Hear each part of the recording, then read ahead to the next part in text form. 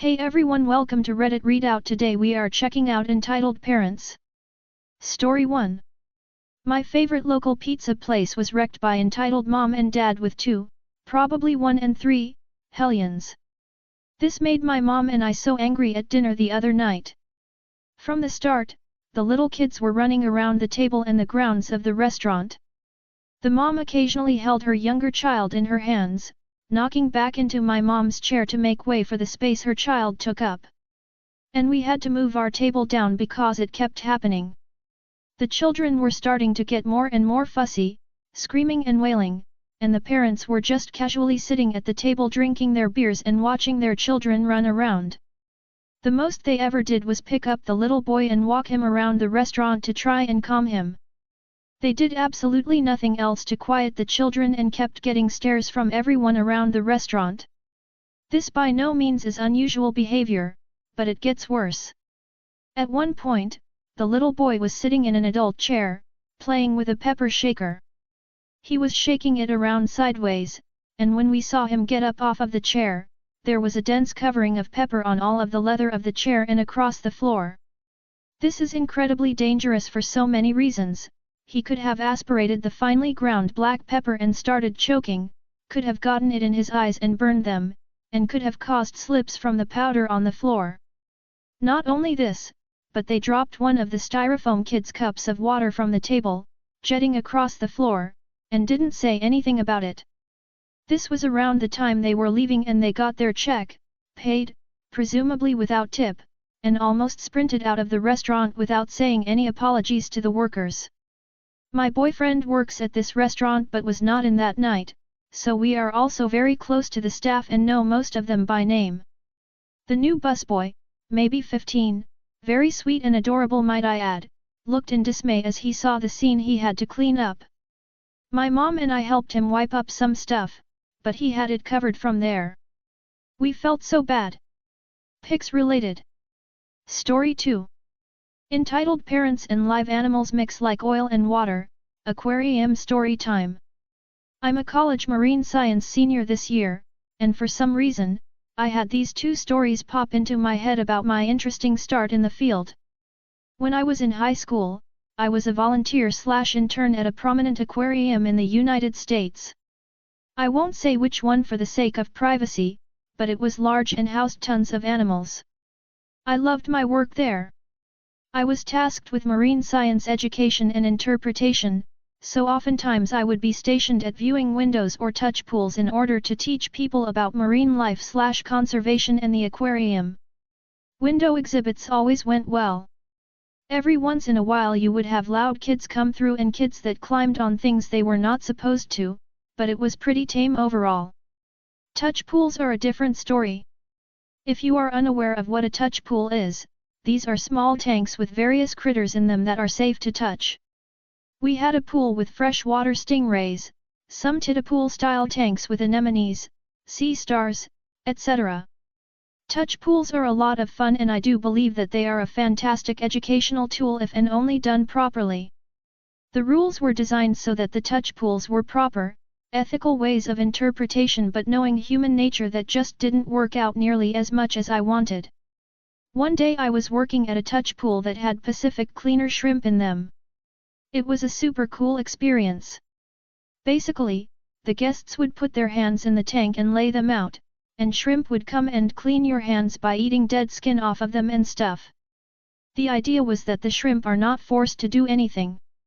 This is something they do in nature, so if they want to come to your hand, you let them. If they don't, you do not force them. Every once in a while you would get children or adults chasing shrimp around, but one correction was enough, and I always try to give those people the benefit of the doubt that I wasn't clear with my instructions or they just didn't hear them. However, one day something different happened.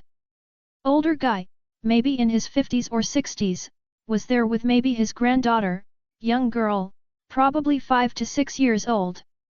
I catch him kind of trying to scare the shrimp towards his daughter's hand and I subsequently informed him to not do that. He acknowledged me and corrected his behavior. I look over a few seconds later and he is doing the same thing all over again. I once again tell him to not do that. In fact, you are probably just scaring the critters away. This whole pool is built around the fact that this is a wild behavior and they will come to you. Once again, he stops. I look over a third time and this guy is splashing the water trying to wash or coerce this shrimp over to his granddaughter. At this point I was much more firm when calling him out. He eventually left. Another day, at the same touch pool, we had a family come up to the pool while we are on break. We go on breaks, 15 minutes of every hour, to let the animals chill out and to let the water completely filter out yuckiness from people's hands. I closed the touch pool and a lady comes up to me with her kids and starts trying to guilt trip me into letting her kid get one more touch. She would say stuff like "we'll just be a minute" and stuff like that in kind of a sad/sorrowful tone to try and tug at my heartstrings. Fortunately, I was seasoned in my job at this point and I told her if you want to touch stuff, come back in 15 minutes. She wasn't happy about it. But my services to the animals first, you second. I have plenty of other stories that I can reach out into my file and grab, but these two popped into my head for no reason today and I thought y'all would appreciate them. Story 3. These are things my dad has done in the past year and continues to do. I, 13am almost 14, hate my dad for these things he's done in the past year. He didn't do shit about my grandpa calling me fat, he judged me based on that I sleep with stuffies, he complains about how I spend too much time on the Xbox and that I should socialize with friends, yet when I ask to go over to friend's house his answer is always most likely no because he has a bad feeling in his gut. I've also said some facts to him and he denies them and I argue because I know it's true, then he says I'm just trying to argue with him. He tells me to eat healthy even though he doesn't buy healthy stuff. I got in trouble for forgetting my keys at home. He doesn't let me close the door to my room. He regularly searches through my school iPad but not my phone. He says if I say your name then I'll tell you what I'm talking about, but he says my name then says I wasn't talking to you. He won't let me see a psychiatrist even though he doesn't have to pay for one where we live because I'm under the age of 16. When he says something hurtful to me he doesn't care if I cry. Because I have emotional sensitivity, he just says get over it, be a man. He regularly swears at me. His favorite is shut the fuck up bitch. He denies everything I say about him even when it's fact and I have proof because I'm the parent, you're the kid, I'm right, you're wrong. Story 4. Update entitled Family harasses me after BF knocks BIL to the ground. I thought it best just to make a new post. Thank you all for your supportive. Story 5. Being blamed for doing things exactly how my mother asked. I'm confused. It's just happened again, and I'm rather irritated, but I'll do my best to put it into words here. My mother has some very confusing and backwards expectations for me, and they usually end up contradicting each other. And when they contradict each other, I'm supposed to just magically guess the right answer. She expects, or perhaps demands, that I look after the younger children, all under the age of 10, mind you.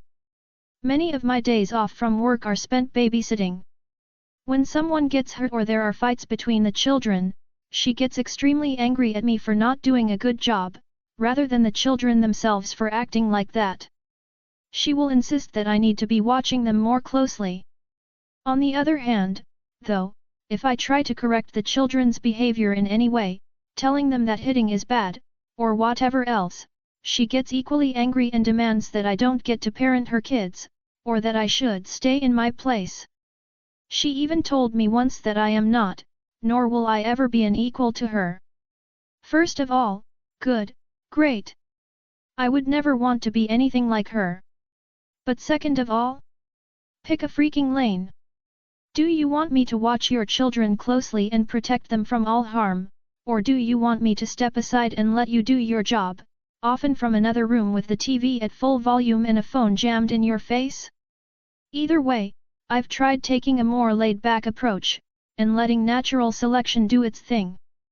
There have been a lot more broken toys, loud fights, and even mild ouchies, as a direct result of her womb goblins being on their absolute worst behavior and treating the furniture, or sometimes each other, like a jungle gym.